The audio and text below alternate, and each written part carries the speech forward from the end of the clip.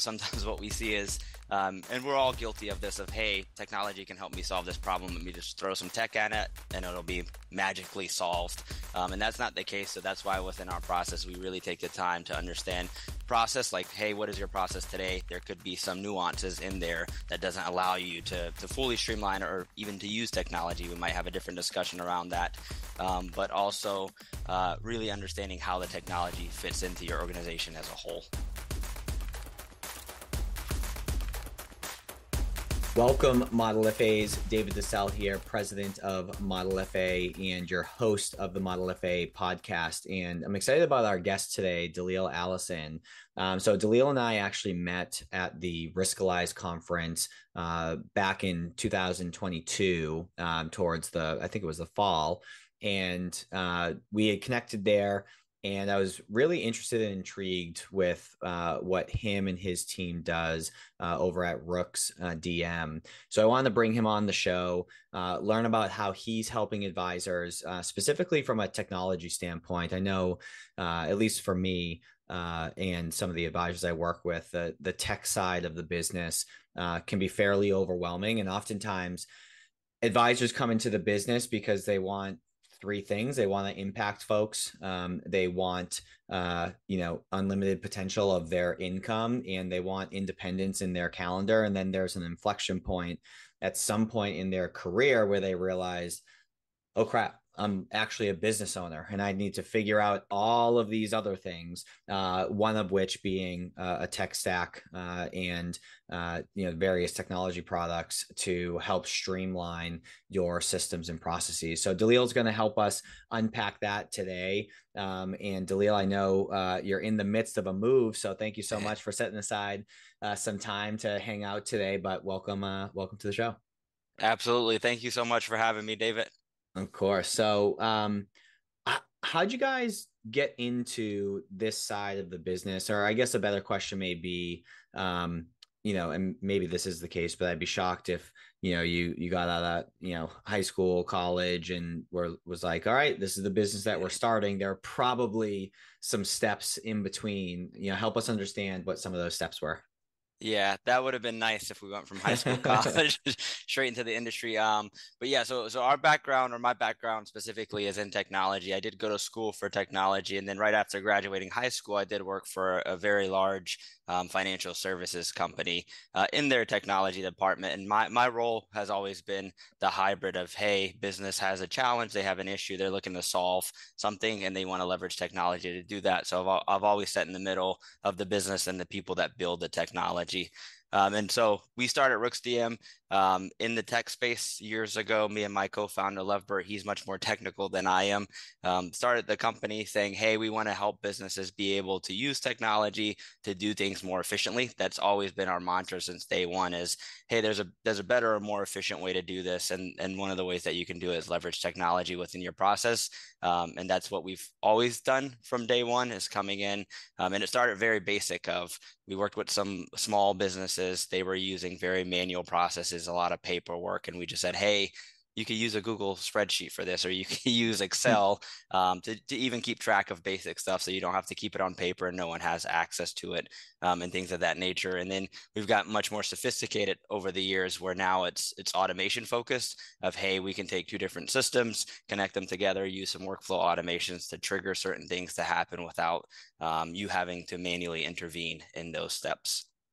Cool. Now, from my understanding, a lot of your business is focused on financial advisors, but you also work with other folks too. I think you mentioned attorneys. What other types of marketplaces do you serve? Yeah, so good memory. So broadly, we serve professional services. So any service-based company we can help service. And the main reason for that, and it kind of ties into one of our philosophies, we're process first, technology second. So sometimes what we see is, and we're all guilty of this, of, hey, technology can help me solve this problem. Let me just throw some tech at it and it'll be magically solved. And that's not the case. So that's why within our process, we really take the time to understand process, like, hey, what is your process today? There could be some nuances in there that doesn't allow you to fully streamline or even to use technology. We might have a different discussion around that. But also really understanding how the technology fits into your organization as a whole. Cool. And I guess with advisors specifically, one of the things when we meet with folks, um, not that we necessarily have the skill set to help them as intimately as you do, Hmm. but one of our philosophies is um, try to automate all the non-human components of your business.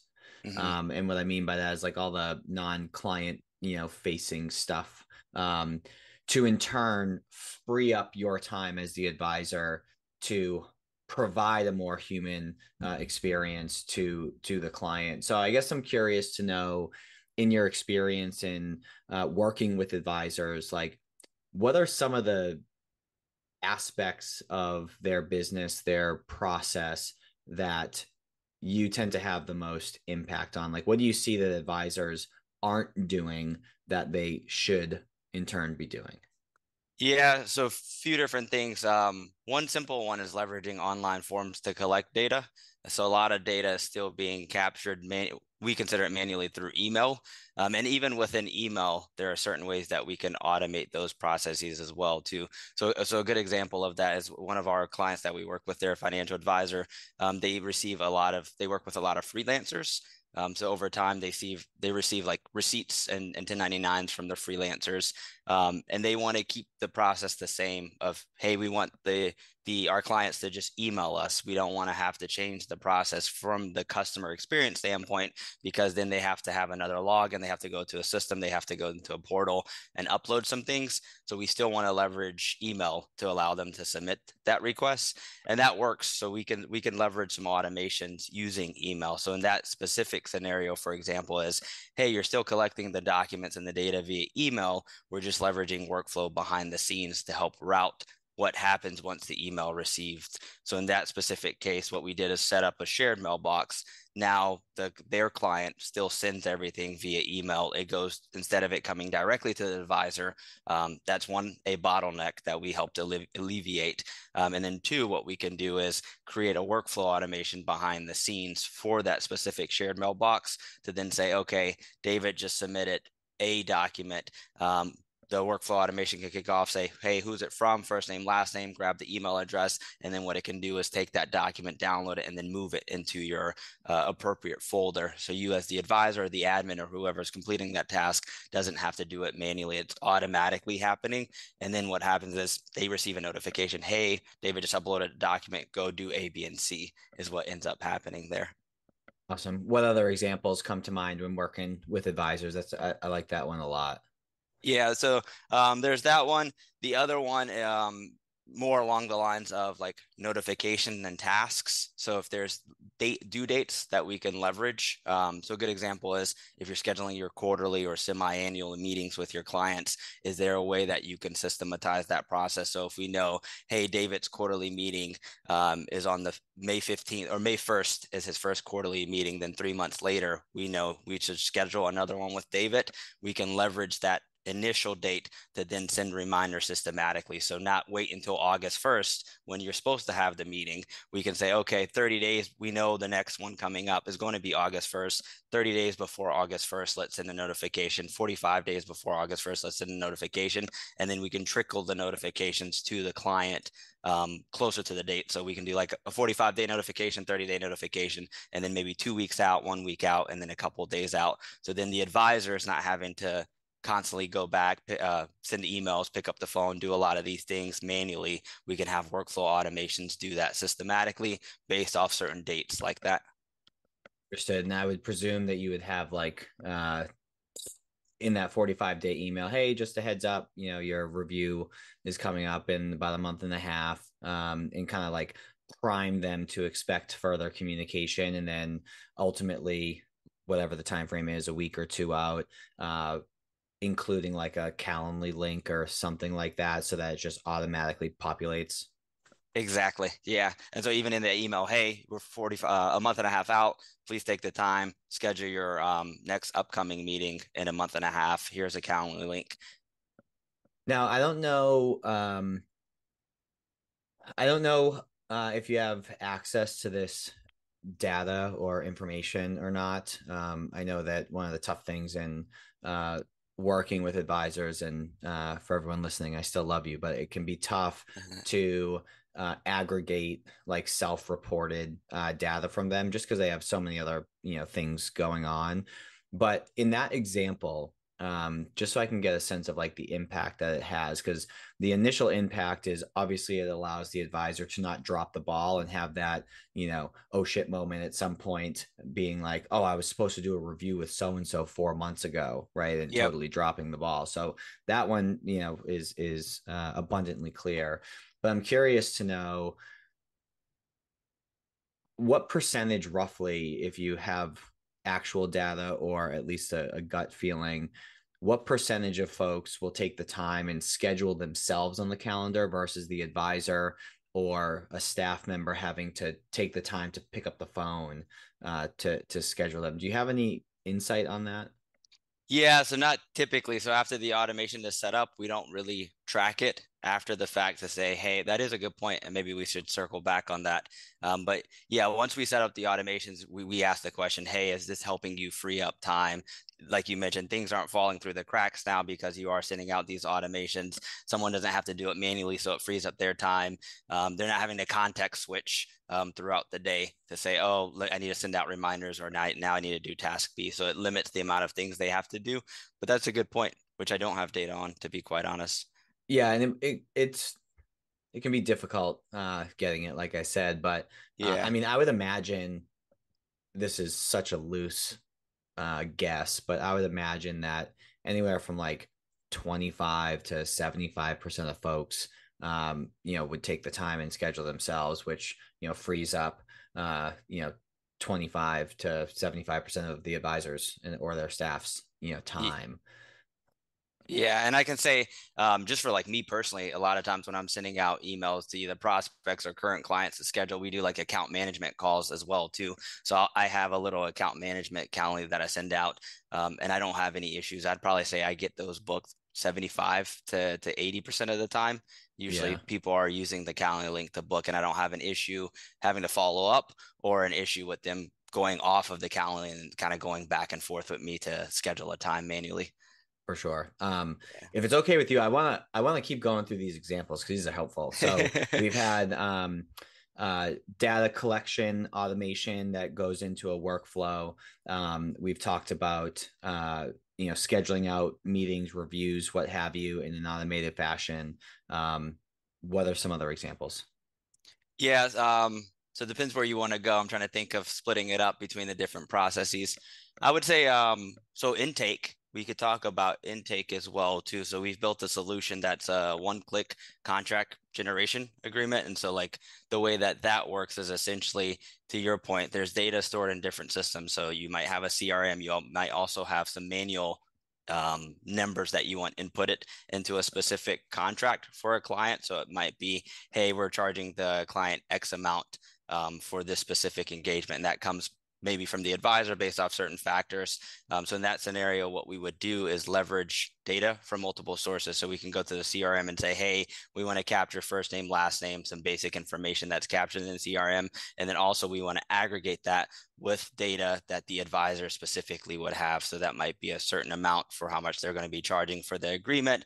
It might have some other data points, and we can capture that through, once again, leveraging online forms. And then what we would do in that process is create a DocuSign template, and within, or e-signature platform template is what we can leverage and say, hey, leverage workflow automation. We want to pre-populate the template to have these specific data points, first name, last name, the amount that comes from the advisor as well too. And we could also systematically send it out for signature. So once we know what the fields are that is going to go on that specific contract agreement, we can populate the template, send it out for signature as well, because we'll have the information on who needs to sign it, in terms of like the client. And the way that that works is it systematically goes out through the workflow, leveraging emails, sends it to the appropriate person. And what we can also do is wait for that, in this case, DocuSign envelope to get completed. So we know, hey, David has signed the contract agreement. it's received through the DocuSign envelope, and we have a workflow that's running behind the scenes, kind of in a holding pattern, if you will, waiting for that envelope to complete. And as soon as it does what it does, it kicks off another workflow that says, okay, it's been completed. Now take this document, figure out who it's from, so we can capture first name, last name, once again, custom data points, and then store it into their appropriate folder, wherever that may be. And then now the advisor or the admin or whoever's next to complete the task will receive a notification to say, hey, David just signed the contract agreement, do A, B, and C. And then we can also trigger subsequent emails. So in that specific case, once the client fully signs, we can send, once again, like an email notification to the client saying, hey, welcome to my advisor services. Here's the next steps in the process. We're looking forward to getting started working with you. Do A, B, and C to continue forward with our process in terms of onboarding.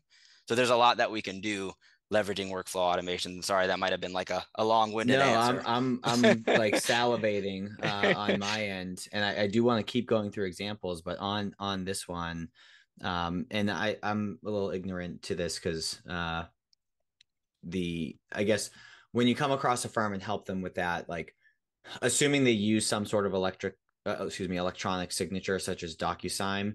Yeah. What was their process? I would imagine, let me know if I'm wrong here, but I would imagine that they'd, pull up a DocuSign, somewhat of a template with the contract and things like that. Then they're manually entering all the information necessary. They're clicking send. And then once it's received, then they have to assign it to the appropriate person for processing, and, put it in the folder, things like that. And then reach out to the prospect themselves manually. So basically everything that you just said is automated, is typically done manually now, outside of the initial template on DocuSign that isn't filled out with anything yet, correct? Correct. Spot on. Yep. So there's a lot of those manual back and forth, capturing the data, inputting it into the template, sending it out, remembering to, if they don't sign, then DocuSign has standard reminders that goes out, but like they have to follow up with the client to say, hey, please sign this. And then also once the client signs, they don't have to miss there's limited time in between once they sign and once they receive the follow-up email. So let's say a client signs late at night, you're probably not working late at night. So this allows the system to run 24/7. So if the client signs late at night, that lets you know, hey, they're actively working on it at that given time and giving this some thought. So it's good to go ahead and kick the ball off. Hey, this just signed. Now let's send the next step in the process. Could be the email. You could schedule it out a little bit later if you want it to, but they're working on it. So it's good to go ahead and give them the next step, more or less, if you will, in this specific example. I would imagine that this saves a ton, that step alone saves a ton of time. Yep. Yeah. So that's wild. Yeah. Let's go through another example. I'm having fun. Yeah, I'm trying to think. So that's so we did intake. We talked about onboarding in the same sense of capturing data from clients. There's ways to do that. And depends on what clients use. So most of the clients that we work with are leveraging 365, like Microsoft stack. So we're very heavy on the Microsoft stack. So depending on how they're leveraging it could vary as well too. But we're big proponents of using Microsoft Teams for chat communication, collaboration, as well as like file repository. So depending on what documents they're working on and how they have their organization set up, we would recommend that they use Teams because it has the file tab and it can store a lot of different things there. In that same example, depending on how the document comes in. So if they're looking to move a document from one location to another, we could also do document renaming. So if they are using an online form, let's say that a client is providing some documents and they're leveraging an online form, and we know what information is being captured in that online form. So let's say they're uploading a 1099, for example. What we can do is we can then append the name of that specific document once the submit has occurred to say, okay, David hyphen last name hyphen 1099, and then we can drop it into the Teams channel in this specific scenario as well. So now let's say, and that's excellent from an organizational and aesthetic standpoint when you open up that big folder of all your clients and they're all formatted the same way. What about a firm? Think of like a $4 billion firm, right? That has thousands of clients. They got 40, 50 advisors, and you're working with them. Are you able to only on a go forward basis have everything renamed in an automated fashion for organizational purposes, or can you retroactively in an automated way as opposed to manually reformat all the various folders based on whatever that new title is going to be? How does that work? Yeah, so it's a little challenging to retroactively do that. I'm sure our tech team would certainly figure out a solution for it to a certain degree. But a lot of times it is moving forward, or if you are retroactively doing it, we would have to set up some automation to some degree. And what that looks like right now, I wouldn't know, to be honest, because a lot of times when we come in, the work that we're doing is, hey, we have this mess. This is our process. This is the technology that we're using. They all don't talk to each other to begin with, and these are a Oh, lot so of the you're manual. almost starting from scratch, sometimes. Sometimes, yeah. We haven't done a lot of work where it's, hey, we want to go and retroactively do this for clients. Is, hey, as I'm doing the client intake process, it's very manual right now, and I'm spending too much time doing it because the retroactive items are more or less, I don't want to say archived, but they already are in a place to where they're active files that they're working on versus the net new ones that are coming in. That makes it much more easy for them to say, hey, I don't have to think about this because I know the new process and the automation is going to be able to handle it. Cool. Yeah. All right, I'm going to ask for one more example and then I'll stop. But what what's another like aspect that you're able to help with um, that you just get outstanding responses from folks once it's implemented? Like, oh my goodness, this has saved me so much time or made things so much easier. What's one more example? Yeah, and this is more of I want to say like not simple, but it's more of a simple one is document management. So like I mentioned, not only do we do the implementation services, but we provide consulting services.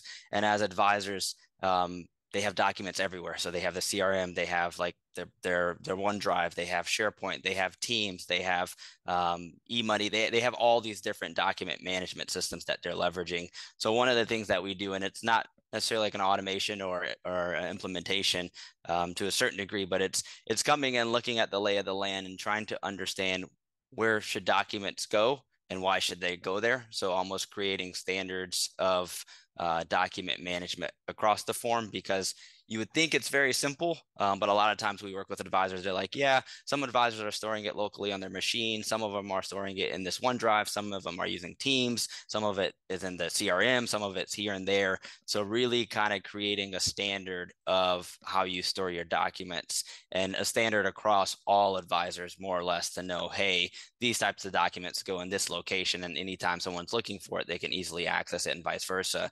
And the reason that's important is because that work actually needs to get done before we even talk about automation. So when we come in, that's the first thing that we're looking at is what are the basic things or the fundamental things that need to be set up in terms of standards, best practices, in this case, document management, document storage, document conventions in terms of like naming folders and documents and things of that nature. What are those things today? Because that's going to dictate what and how we set up the automations and makes everyone's lives easier, because then hey, if I'm looking for this specific document, I go to this location and I'll find it there. Understood. What I like about all this, and I have one sort of uh uh I just have another question, but I can't think about how to tee it up right now to give a little teaser. But before I ask the question, so I have my SEPA designation, Certified Exit Planning Advisor, and Mhm. one of the things that we help advisors with is helping them to increase the value of their business, Mhm. and that could be for a few reasons why they want to do that. The obvious one is just wanting a more valuable business, of course. Yeah. Another reason is they plan to sell at some point soon, and they want to make sure they get the most bang for their buck, or they plan to join another firm and they want to get an even better value, in that transaction. But a lot of what the SEPA program and methodology is about is you don't have to be fully reliant on the company's revenue, expenses, and profit to drive value. A lot of the value comes from improving the intangible assets within the company. So what's cool about what you guys are doing is you're not just helping ease the pain today, but you're actually making these organizations a hell of a lot more valuable than they otherwise would have been, because it makes that transition to the purchaser of that business or the successor of that business Yep. way more seamless. And they don't have to figure out how to run that aspect of the business because it's already in motion. So that's really cool that I'm sure you guys aren't super cheap, in terms of what it costs to for you guys to provide your services, but it's made up on the back end, not just in valuation, but currently, it helps ease the pain so that they can grow faster and focus Exactly. more time on growth, which is really cool. Exactly. Yeah. I was actually just talking to a potential prospect. They're a firm out on the East Coast, and they're about a 20-person firm right now total. And they've been doing a lot of acquisitions. And so like, that's one of the challenges as well too, is as they acquire like solo firms and they're bringing them in-house, or maybe a smaller boutique firm. How do you set up all the technology that integrates with that process? And that in itself is a process of, hey, part of our growth strategy is to acquire other firms. We want to do that in a seamless way, and that's going to help us scale. We need the infrastructure to support that, and what technology is going to make it as easy as possible, and setting up those automations to handle that. So that's 100% spot on. Love it. Yeah. Have you guys dove into? I know it's moving incredibly fast, but have you guys dove into AI much, or plan to do so moving forward? Where are you at in regards to that topic? Yeah, so we'd have to talk to my co-founder on that one, because he actually just came from the Microsoft conference, where they're heavy investors in ChatGPT and OpenAI. Mm-hmm. So that was a heavy topic of discussion, staying informed on top of that. But we do have so one of the solutions, or one of the things that we've done is leverage AI, or kind of automations as well too, to extract data out of documents and then take that data and put it into certain locations. That's one way that we've done it. We're looking at, I know Teams is doing a lot. When I was talking to him the other day as well, Teams is doing some stuff. I want to say with like meeting notes and transcribing those, and using AI to leverage that. But yes, we don't have a lot of AI right now solutions set up, but that is on the roadmap to embed that within the industry as well too, and the work that we do.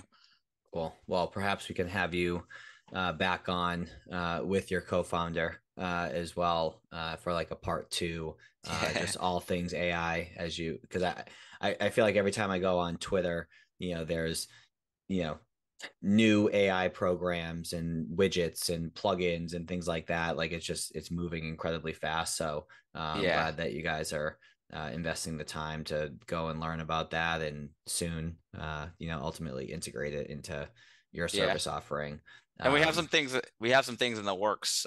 So definitely would love to come back and chat about that as well too. Cool. Because I don't want to talk about them too soon, because they haven't been finalized, but we have some things in the works outside of the one that I told you about, parsing the data out of documents. That one's pretty cool. So I can chat about that one, because that one essentially saves a lot of time. So when you think about processing bank statements, tax forms, things of that nature, and you're parsing the data out, we can train the AI solution that we have with a high degree of confidence to know, hey, if this statement's coming in, it's going to parse these specific data points out of the document and put it into this specific system.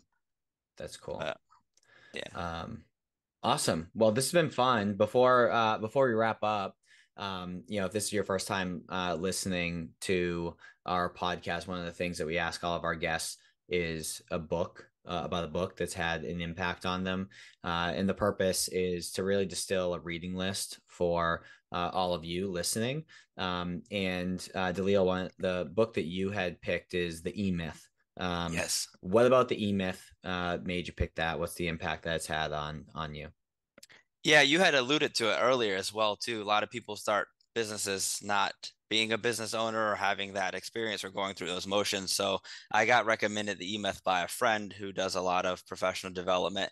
And when I read it, it just resonated with me of the different hats that you wear between usually the technician. So like, for example, in my case, I'm in IT, my background's in IT. I started an IT company because it makes sense. That's the technical skills that I have. But then you have the entrepreneur, which has like the grand vision and, hey, we want to go here and do these different things, which is a different skill set in itself and requires different things to do. And then you have the manager, who's making sure stuff gets done, Yeah. more or less. So that really resonated with me. I'm like, those are three extremely different skills, but you need all three of them to be able to have a successful business, because without one or the other, it doesn't work. And so it's like figuring out, as we're growing pretty rapidly as well too. So figuring out which lever we want to pull more than the other, where I fit in as in my role as a CEO and co-founder, like what does that look like? And then kind of understanding where I need to wear what hat a little bit more than the other, or where do I need to delegate or bring the experts in to kind of handle those specific tasks. So that was very eye-opening for me, because it kind of alluded, hey, you don't have to do everything. You're not good at everything. These are the three critical components of a business, and this is how you have to look at it and understand that. And it had the whole concept of working on the business versus in the business. That's always a challenge when you're a small business, trying to bridge your time between the two. So I can go on and on, but yeah, I love Have that book. you in a similar vein, have you read yet Traction or Rocket Fuel? Yeah, so we have implemented EOS. We're All right, good. self-implementing right now. Yep, Traction is good. I haven't read Rocket Fuel, but So Rocket Fuel's really good. It goes into more depth of uh the integrator visionary, dynamic. mhm. So and it's basically, part two of Traction. So I would highly recommend that you consume that as well. It's kind of in tandem with Traction, but there's a lot of similarities between those two books and the E-Myth in terms of language, philosophy, all that stuff. So if you liked E-Myth and Traction, you'll like Rocket Fuel too. Nice. I'll have to check it out. Cool. Well, awesome. If I am listening and I'm intrigued, or perhaps maybe I'm drowning in some of the service oriented, systems oriented tasks that are required to run the business, or if my staff is drowning in some of those tasks, how can I interact with you? Where do I find you guys? How do I learn more about how you can help? Yeah, so our website's the best place. So rooksdm.com. You can find us there. There's a contact form. You can fill it out. You can see our solutions. Some of the ones that I was talking about today are on our website as well. And then LinkedIn is the best place to reach me. So if you give me an ad on LinkedIn or shoot me a message on LinkedIn as well too, I'm accessible there. Or you can shoot me an email. My email is first name at rooksdm.com, if you're interested. So very available if you need to talk to me. Awesome. Well, I appreciate it. And again, I know you're in the midst of a move personally right now. So appreciate you spending the time before you finish packing up the car and whatnot. So Yeah. safe travels, and appreciate you joining today. Thank you so much for having me. This has been fun, David. Appreciate you. Awesome. And thanks everyone for listening in. We'll catch you on the next episode. Take care.